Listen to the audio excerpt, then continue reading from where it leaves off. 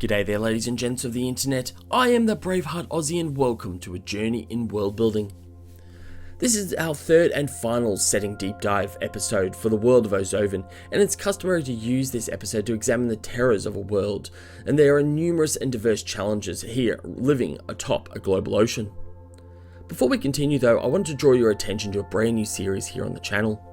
A couple of weeks ago now we had our first live stream on the channel in which we used some of the role tables for our world building project to date to establish character setting and events for a creative role table TTRPG style experience. We were actually using Ozovin as the setting of choice, and the most recent lore episode released over the weekend, number 45, actually told the story of the events of the first part of the stream. So go and check that out. The playlist for the stream series is tagged in this video, and subscribe so you get notified when the next stream occurs. So in terms of terrors, the first one I want to discuss for Ozovin is that of alien life. Like that of Samiyaji with its giant insect-filled carnivorous forest, the subsurface aquatic biome of Ozovin is home to a comprehensive set of flora and fauna.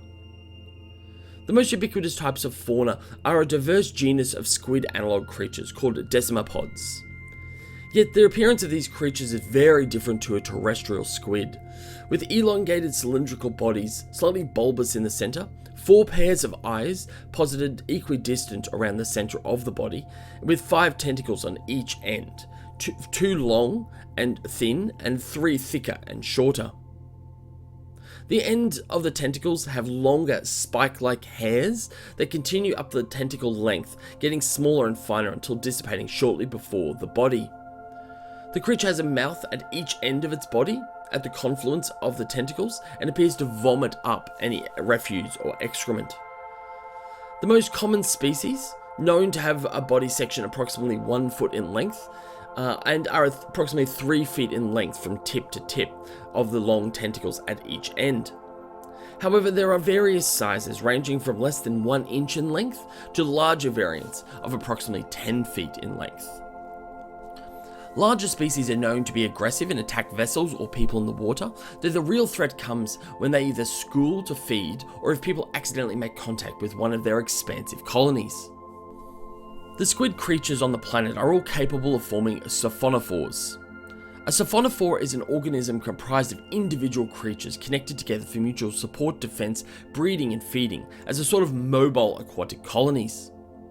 On Lost Earth, jellyfish-like siphonophores are comprised mostly of microscopic organisms called zooids, meaning the largest of the siphonophores reach a maximum of around 130 feet in length and typically form into coiled rope-like structures. However, on Ozovin, the largest of the siphonophores can reach over 1 mile in length and can take on more expansive forms, including adopting forms similar to the shape of individual composite creatures themselves.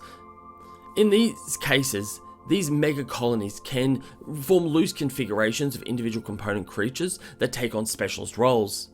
However, at the time of the Dark Diaspora, it is now understood that if such colonies maintain themselves and remain together for extended periods of up to say 10 years without separating, then the bodies of the component decipods can in fact fuse, and the new form ceases to be a colony and operates and functions ostensibly as a single megafauna organism, not dissimilar to sea monsters of old. These megafauna are extremely rare at the time of the Dark Diaspora, as the devastation caused to both flotons and atolls by these megadecipods during the early and mid-years of Ozovin's development resulted in large colonies being tracked and monitored, and intervened on to scatter their component creatures before they have a chance to fuse.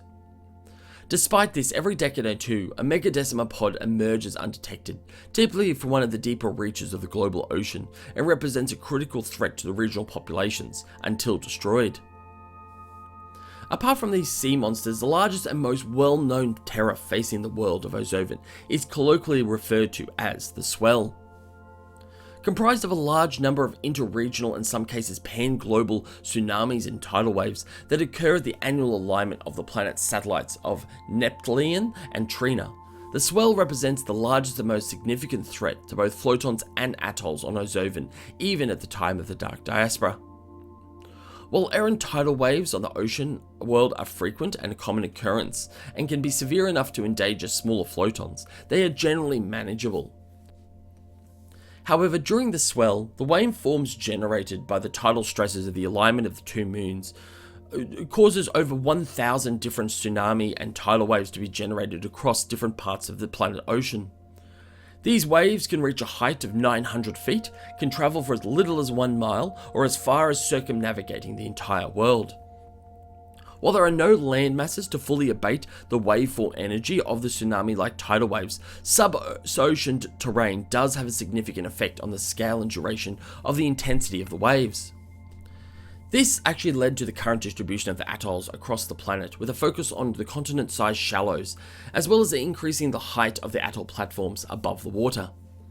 For example, at over 300 feet above the surface, it is believed that the capital city of Posador is all but immune to deluge by tidal waves from the swell.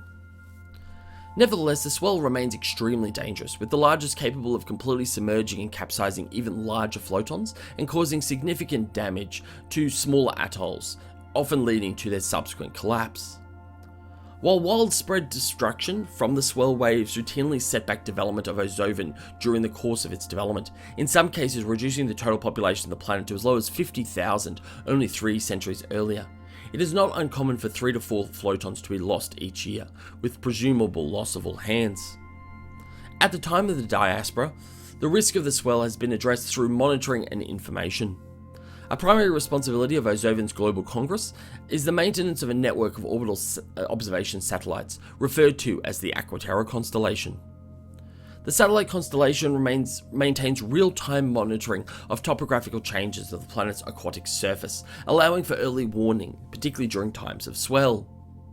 This is typically designed to inform flotons, as well as atolls, fishing and security fleets, allowing for them to reposition themselves out of harm's way. Additionally, longitudinal event mapping has provided the Congressional Meteorological Office sufficient data to develop the Ozovin swell model, providing at least some indication prediction of danger areas of extremely high frequency of waves, as well as particularly the emergence of larger waveforms. Yet even with this important information and warning, it is often too late for flotons to get out of the way of danger, with their slow movement speed and the often rapid onset of tidal waves during the swell, meaning the swell can claim up to 10,000 people each year. And that, ladies and gentlemen, is the end of this episode and this setting deep dive. Ozovin is one of the richest and most fascinating places in the diaspora, which we've barely scratched the surface of during this setting series, and that's why I was eager to make sure it was the setting of our TTRPG streams, the next one of which is likely to be a week from now. After the final lore episode of Ozovin, we'll be taking a break from settings for a couple of weeks, with another lore episode megacut dropping for episodes 16 to 30, as well as a faction or threat episode, which I haven't decided yet, so I'll see what takes my fancy. If you have enjoyed this episode, please make sure you drop a like button and comment and subscribe if you are new to this channel. But that is it for today. Thank you so much. I hope you all have a wonderful day, and may the journey continue. Hey!